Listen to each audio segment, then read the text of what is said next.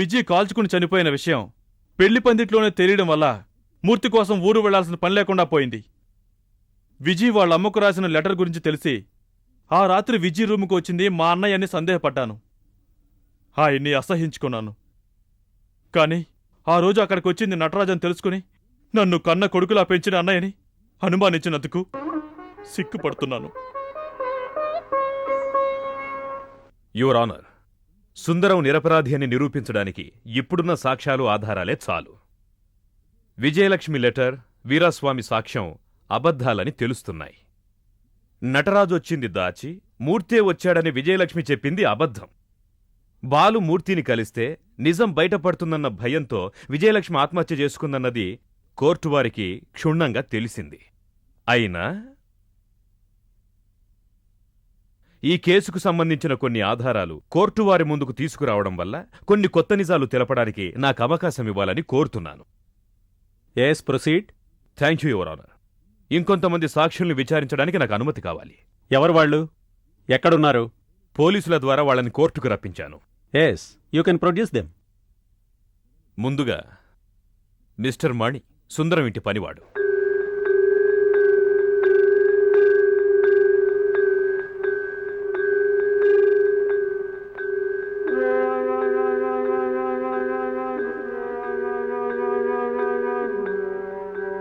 Yes.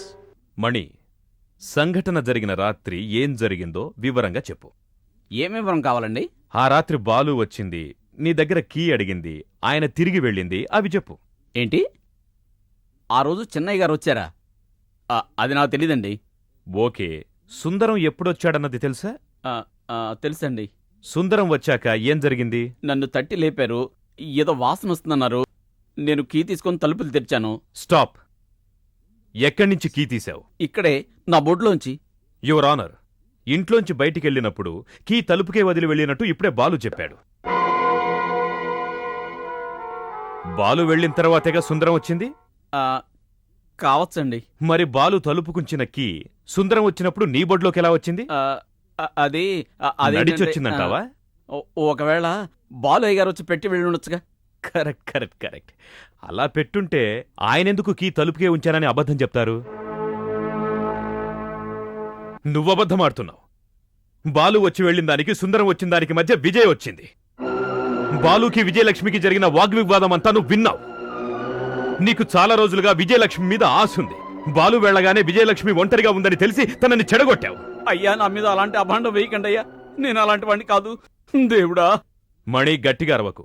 ఆ పెనుగులాటలో విజయలక్ష్మి చనిపోయింది. Already విజయ రూమ్కి ఎవరో వచ్చి వెళ్ళింది, బాలు వచ్చింది నీకు తెలియడం వల్లే ఈ కేసు ఎవరో ఒకరి మీదకి వెళ్తుందని భావించి కిందికొచ్చి ఏమీ తెలియనట్టుగా పడుకున్నా. కాదు కాదు కాదు, ఇదంతా అబద్ధం. నా మీద అన్యాయంగా అబద్ధం వేస్తున్నారు. ఒక చిన్న చీమను కూడా చంపే ధైర్యం లేని నేను ఎలా చిన్నమ్మను చంపగలడు? నో, నువ్వే ఈ హత్య చేశావు. దానికి సాక్ష్యం కూడా ఉంది. నేను చంపానంటానికి సాక్ష్యం ఉందా? అవును మణి, సాక్ష్యం ఉంది. యువర్ ఆనర్, మణి బాబాయ్ కొడుకు నటరాజే ఆ సాక్షి. ఆయనే మణి విజయలక్ష్మిని చంపుతుండగా చూశారని పోలీసులకు వాంగ్మూలం ఇచ్చాడు. అతన్ని హాజరుపరచడానికి అనుమతి కావాలి సార్. ఎస్ మిస్టర్ రాజా, ప్రొసీడ్. దొంగ విధవ నటరాజా ఆ మాట అన్నాడా? దేవుడా, ఆ రాస్కెలంతా అబద్ధం చెప్పాడే.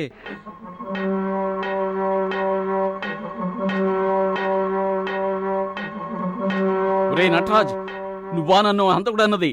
నువ్వు చేసిన తప్పుకి నేను తోడుగా ఉన్నానురా. ఏం చెయ్యను? సొంత కొడుకులా చూసుకున్న అయ్యగారికి ద్రోహం చేశాను కదరా. నిన్ను చంపితేనే నా పగ తీరుతుంది. మిస్టర్ మణి, నువ్వు ఆవేశపడకూడదు. ఎందుకంటే ఇది కోర్టు. చెప్పాల్సిన విషయాలు మాత్రమే చెప్పాలి.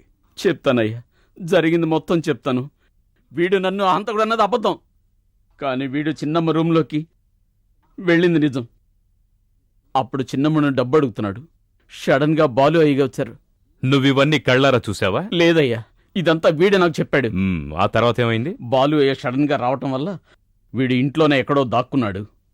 ఆయన బయటికి వెళ్ళిపోగానే నటరాజు చిన్నమ్మ ఇంట్లోకి వెళ్ళాడు.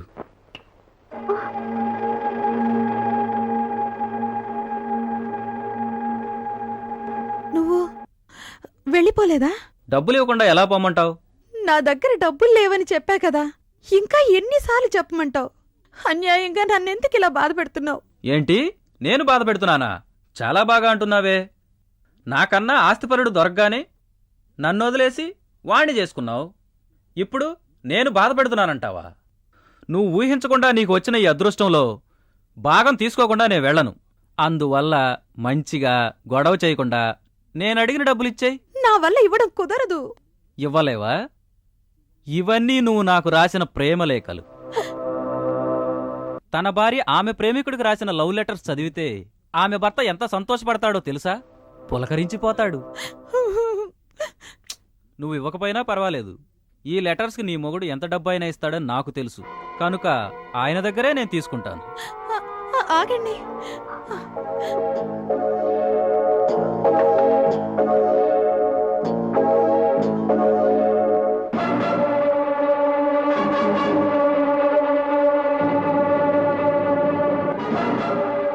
నటరాజ్, ఆ లెటర్స్ అని ఇవ్వు. వద్దు, చెప్పేది విను. వద్దు. ఆ లెటర్స్ ఇవ్వు.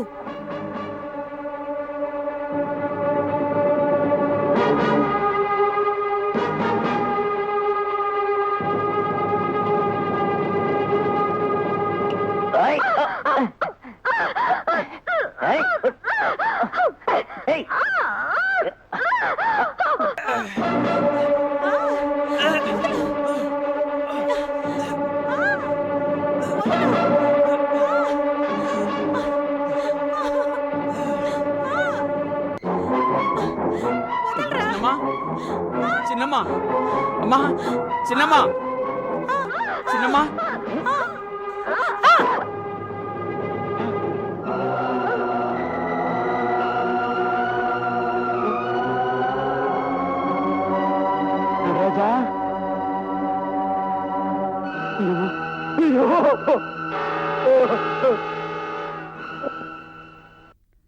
బలవంతంగా నెట్టడం వల్ల తలకు దెబ్బ తగిలి చిన్నమ్మ చనిపోయింది.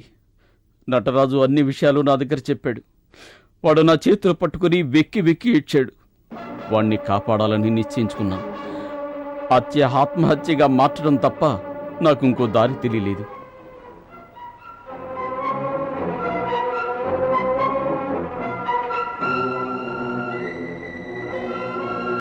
నటరాజు బ్యాంకులో దొంగిలించిన డబ్బు కట్టడం కోసం చిన్నమ్మ శవం మీదున్న నగలు తీసుకున్నాడు.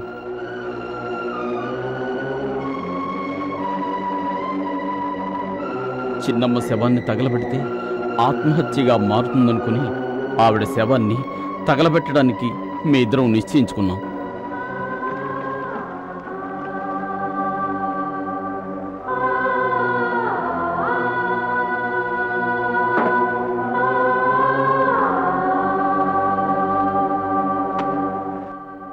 అనుకున్నది పూర్తి చేశాం. నాకు దుఃఖం ఆగలేదు. నటరాజు వచ్చిన దాన్నే వెళ్ళిపోయాడు. నేను మళ్ళీ కిందికొచ్చి తలుపు మూసి తాళం వేసి వెళ్ళి పడుకున్నాను. ఆ సమయంలో నేనన్నీ మర్చిపోయాను. నన్ను పెంచి పెద్ద చేసిన బాబాయ్ జ్ఞాపకం వచ్చాడు. ఆయన తోడుండి కాపాడటమే నాకు ముఖ్యం అనిపించింది. నటరాజు తనను కాపాడుకోవటానికి అట్టా చేశాడని చెప్పినా ఎవరూ నమ్మరు. అందువల్లనే జరిగింది. దాచిపెట్టాను.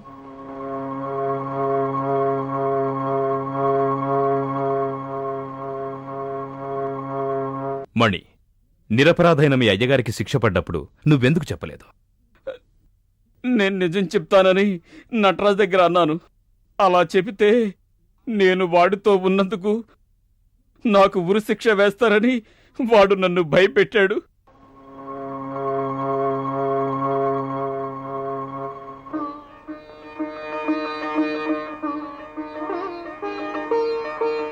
యువర్ ఆనర్, ఈ కేసులో నిజమైన హంతకుడు నటరాజని నాకు సందేహం వచ్చి నేను వాడింటికి వెళ్లి విచారించడం వల్ల నిజం బయటపడింది. కాని నటరాజు పోలీసులకు చెప్పింది కోర్టులో మార్చి చెప్పడానికి మణి తప్ప నాకింకెవరూ కనిపించలేదు. ఏదేమైనా మణి నోటి ద్వారానే నిజం చెప్పించాలనే పవిత్రమైన కోర్టులో ఈ నాటకం ఆడాల్సొచ్చింది. అందుకు బాధపడుతున్నాను. నా క్లయింట్ సుందరం మీద ఏ తప్పు లేదు కనుక ఆయన్ని విడుదల చేయాలని కోరుకుంటున్నాను. That's all your honour. Mister Raja, congratulations. Thank you Mister చంద్ర.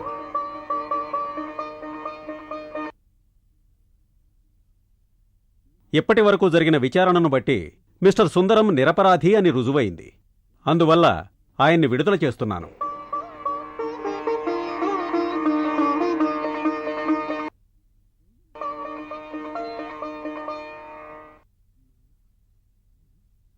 నిజమైన హంతకుల్ని ఖైదు చేయవలసిందిగా పోలీసుల్ని ఆదేశిస్తున్నాను. ఈ కేసులో నిజం తెలుసుకోవడానికి రాజా చేసిన కృషిని, ఆయన తెలివితేటల్ని నేను మెచ్చుకుంటున్నాను. మిస్టర్ సుందరం మీద పగ తీర్చుకోవడానికి కొంతమంది రాజకీయ నాయకులు వాళ్లకున్నటువంటి పొలిటికల్ ఇన్ఫ్లుయెన్స్నంతా ఉపయోగించారు. అటువంటి రాజకీయ నాయకుల్ని, గవర్నమెంట్ ఉద్యోగుల్ని కఠినంగా దండించాలని ఈ న్యాయస్థానం తీర్మానించింది. చెప్పా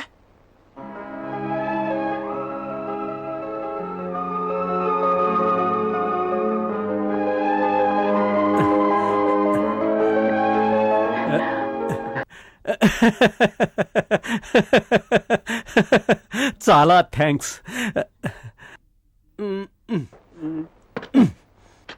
ఆనంద్, నేను వెళ్ళొస్తాను. అంతా ఓకే సార్. దింపరా. మంచి పిల్లని చూసి పెళ్లి చేసుకో. అదేదో మీరే చూడండి సార్. నేను పెళ్లిళ్ళ పేరాయను కాదు. వస్తా. ఉంటాను సార్.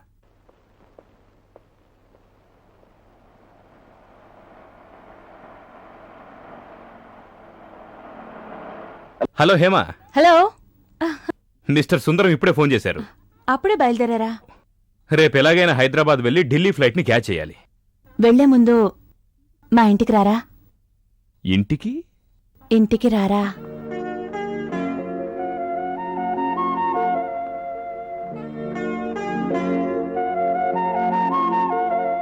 వస్తాను. నేను మీ కార్లోనే వస్తాను.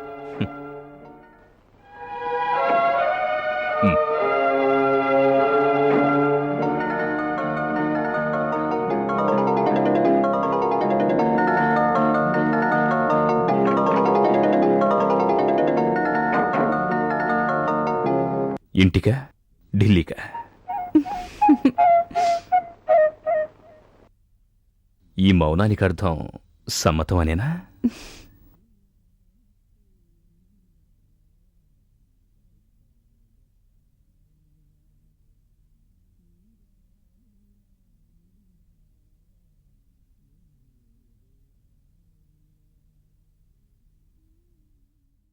అన్నయ్య కేసు హైకోర్టులో అప్పీల్ చేయడానికి వీలవుతుందా? తప్పకుండా వీలవుతుంది. నేనే హైదరాబాద్ పోయి అన్ని ఏర్పాట్లు స్వయంగా చేస్తాను. హైకోర్టులో అయినా మనం గెలుస్తామా? Will do our best, but తీర్పు మన తరపునే వస్తుందని నమ్మకంగా చెప్పలేం. ఏంటండి బోర్డు తీర్పు? మా అయ్యగారు లాంటి ఉత్తముడు మళ్ళీ పుడతాడా?